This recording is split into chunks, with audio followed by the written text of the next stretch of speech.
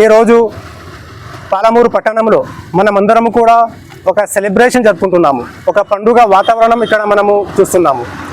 ఈరోజు ఏ కులానికి ఏ మతానికి సంబంధించిన పండుగ కాదు, ఇది మన భారతదేశానికి సంబంధించిన పండుగ.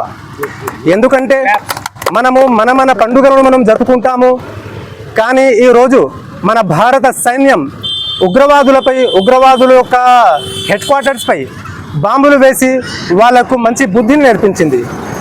ఎలాగైతే మనందరికీ తెలుసు, పోయిన నెలలో కాశ్మీర్ పహల్గామ్లో ఉగ్రవాదులు దాడి చేశారు.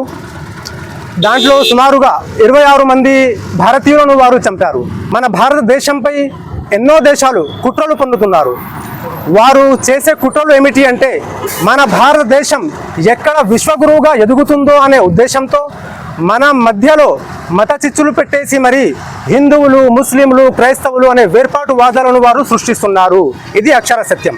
ఎందుకంటే మన భారతదేశంలో డివైడ్ అండ్ రూల్ పాలసీని మొదలెట్టింది ఏ ముస్లిము కాదు, ఏ హిందువు కాదు, అది కేవలం బ్రిటిషర్స్ మాత్రమే అని మనందరికీ కూడా తెలుసు. ఆ కాలం నుండి ఇప్పటి వరకు కూడా ఈ డివైడ్ అండ్ రూల్ పాలసీ సజావుగా సాగుతూనే ఉంది. కాబట్టి మనం అందరం కూడా గమనించాలి, ఈ కుట్రలు ఎవరు పన్నా కానీ ఈరోజు మనం చూస్తున్నాము, పాకిస్తాన్పై మన సైనిక బలం ఏదైతే చేసిందో దాంట్లో హిందువులు కూడా ఉన్నారు, ముస్లింలు కూడా ఉన్నారు, సిక్కులు ఉన్నారు, క్రైస్తవులు కూడా ఉన్నారు. అలాగే మన భారతదేశం తరపు నుంచి ఒక లేడీ కాళికాదేవిలా సఫియా ఖురేషి, ఒక ముస్లిం మహిళ దీనికి నాయకత్వం వహించింది. అయితే ఇక్కడ మనం చూస్తున్నాము, హిందువులు, ముస్లిం అనే వేర్పాటువాదులు లేకుండా మనమందరం కూడా మన భారతదేశాన్ని రక్షించడానికి, మన భారతదేశ పౌరులను రక్షించడానికి హిందూ, ముస్లిం అనే వేర్పాటువాదులు లేకుండా మనమందరం కూడా కృషి చేస్తున్నాము.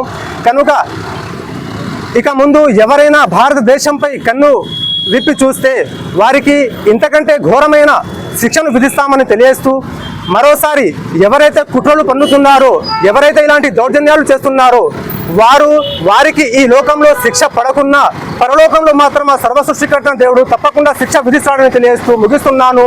భారత్ మాతాకి, భారత్ మాతాకి, భారత్ మాతాకి జై హింద్.